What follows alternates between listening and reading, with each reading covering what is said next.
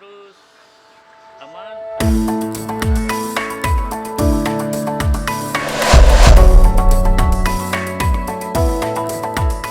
Wakil Ketua Tim Penggerak PKK Aceh Dia RT Idawati menginstruksikan kepada seluruh TPPKK se-Aceh supaya menindaklanjuti surat edaran Forkopimda terkait penanganan pencegahan coronavirus atau COVID-19 melalui video conference Jumat 20 Maret 2020.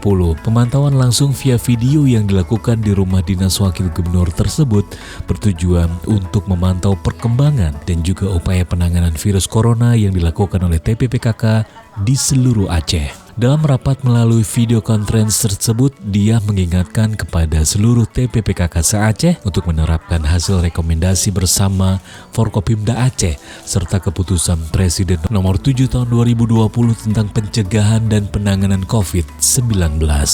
Dia juga berpesan kepada seluruh TPPKK di seluruh Aceh agar terus berupaya mencegah dengan menerapkan langkah-langkah pencegahan sesuai hasil rekomendasi bersama Forkopimda Aceh. Adapun langkah pencegahan yang harus diperhatikan sesuai dengan rekomendasi tersebut yakni membatasi aktivitas yang berlebihan di luar ruangan, baik itu di warung kopi, pasar, taman, dan tempat wisata. Hindari aktivitas yang melibatkan orang banyak, baik itu seminar ataupun arisan. Hindari kontak fisik secara langsung dan saling menjaga jarak.